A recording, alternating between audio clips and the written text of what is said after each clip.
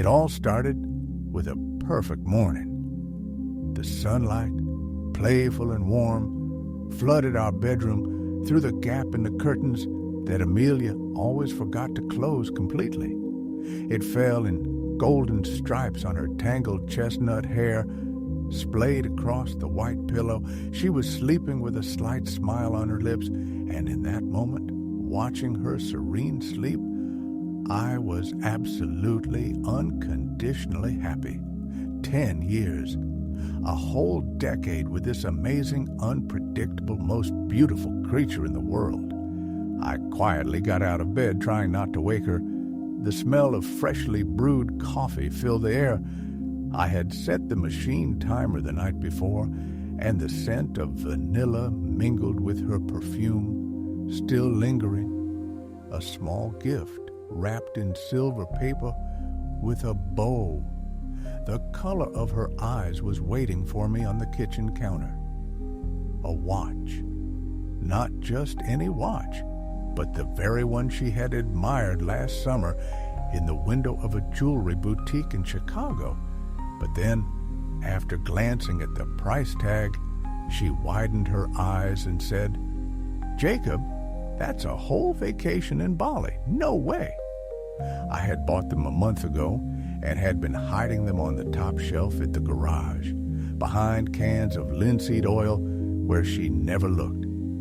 I was making breakfast, French toast with cinnamon, her favorite fresh berries, and whipped cream. A modest bouquet of forget-me-nots stood on the tray, simple, but she adored these wildflowers, said they smelled like real summer. I heard her footsteps on the stairs, light as always. She hugged me from behind, pressing her cheek against my back. "Happy decade of patience, Mr. Caulfield," she whispered, and her voice, still hoarse from sleep, made my heart do a somersault. "Happy decade of madness, Mrs. Caulfield." I turned around and kissed her. Over breakfast, she laughed, telling funny stories from our shared life. How I almost burned the apartment down trying to make her a candlelit dinner on our second date. How we got lost in Maine and stumbled upon a lake that wasn't on any map. She was radiant, alive, mine. I gave her the watch. Genuine, sincere tears welled up in her eyes. She squealed with delight, called me a crazy spendthrift, and kissed me until I was breathless. "I have something for you, too," she said mysteriously, "but not now. Tonight, I've arranged everything. A big celebration. All our friends will be there." I was beaming. She was always the life of the party, a master of surprises. I had no doubt the evening would be perfect. The restaurant was the very one where we celebrated our first anniversary.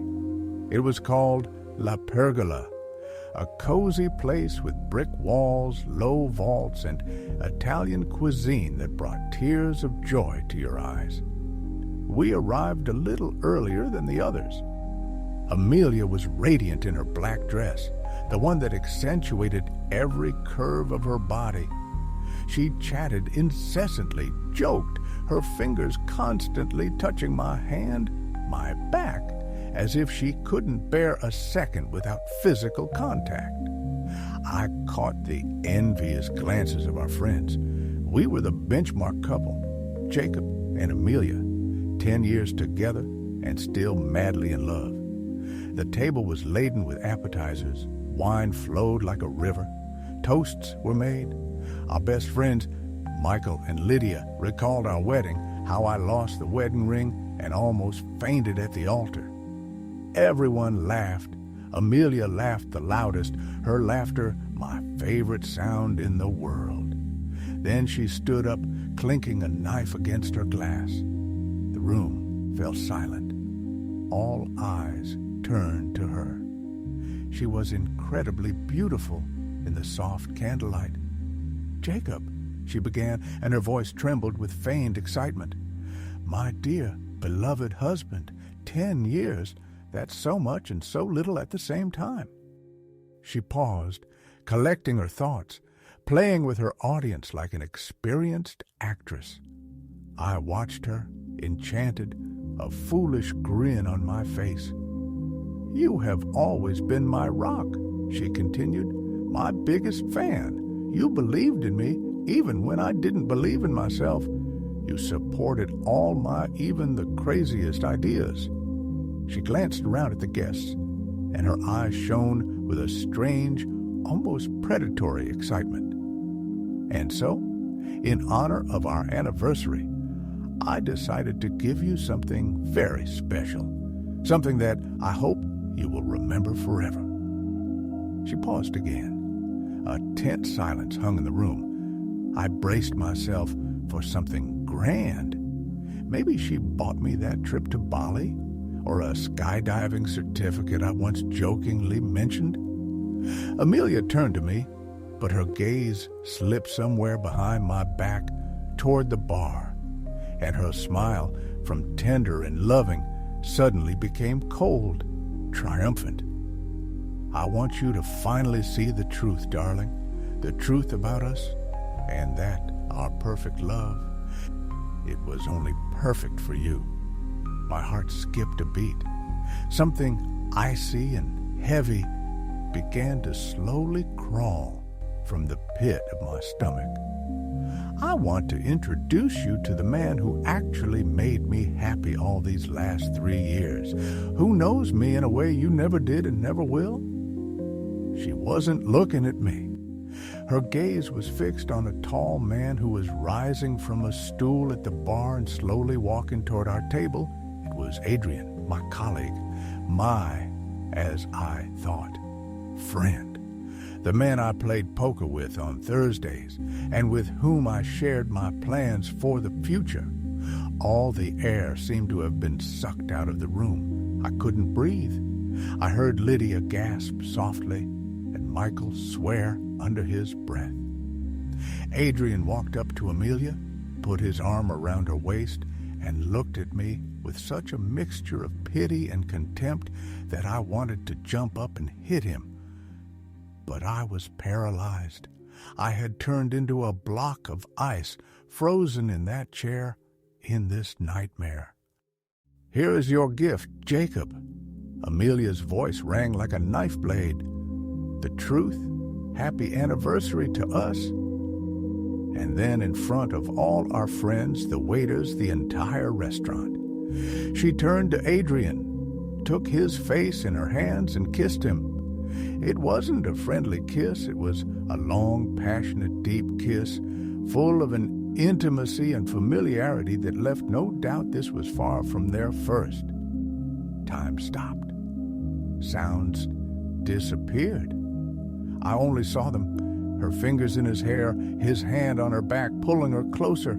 I saw her shoulders shudder with silent laughter at my stunned, destroyed face. This was the most public, most cruel, most calculated act of betrayal one could imagine. She didn't just cheat. She staged a performance.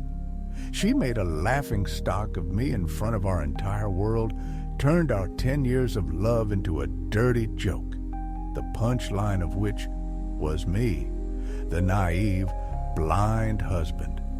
I don't remember standing up. My legs were like jelly. The chair crashed to the floor behind me, the clink of broken glass. Someone had dropped a glass. Everyone was looking at me. Their gazes were a mixture of horror, shame, and, God damn it, curiosity. They were spectators in the theater of my destruction, and Amelia was the director and lead actress. I turned and walked toward the exit, step by step, through the resonant, oppressive silence. I felt the heat of dozens of eyes on my back. And then it happened. From behind me came her laughter, first quiet, stifled, as if she was trying to hold it back, and then loud, ringing, rolling, and absolutely genuine. That very laughter I adored. That very laughter that woke me up in the mornings and lulled me to sleep at night. Now it cut me like broken glass, shredding what was left my heart. She was laughing at me, at how I, a pathetic, trusting fool, was leaving the battlefield I didn't even know had begun.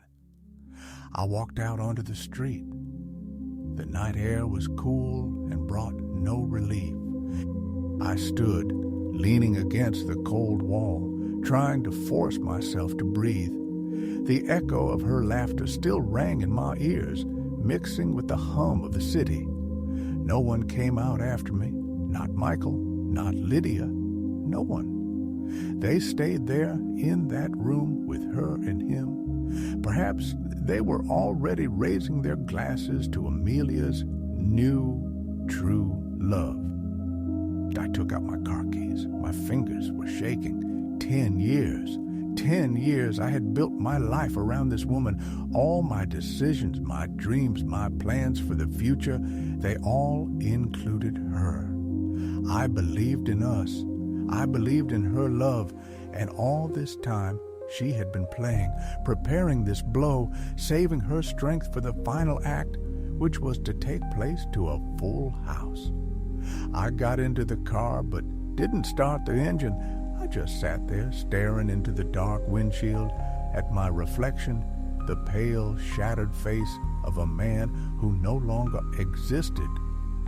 Jacob Caulfield, the happy husband, died here today on his anniversary. And then I heard the sound of music from the restaurant. They had turned the music back on. Life there had continued. My departure had been just a short intermission in their celebration. I didn't go home. I couldn't enter that house where every reminder of her, of us, would now be torture. I drove to the lake outside the city, the one we found in Maine. Of course, it wasn't an exact copy, but it was quiet and deserted here. I got out of the car and walked to the water. The night was clear, and the moon reflected on the dark surface like shattered silver. I looked at that reflection and tried to understand how it had all gone wrong. When exactly did she stop loving me? When did she start lying? Every shared laugh, every I love you, every tender touch over the past 3 years, had it all been a fake? Had our entire marriage been a beautifully crafted illusion? And was I the only one who didn't see the backstage? I didn't feel pain. Not yet. The pain, I knew, would come later, in waves, sweeping away everything in its path. Right now, there was emptiness inside me.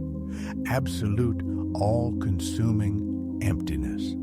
As if someone had turned off the light in my very soul.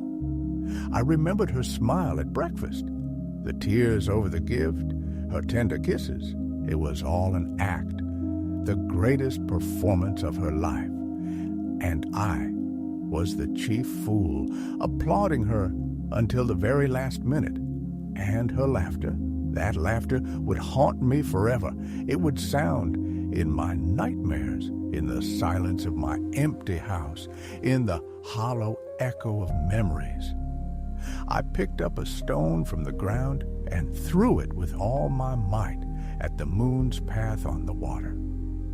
The reflection shattered into thousands of fragments, scattering in circles, just like my life.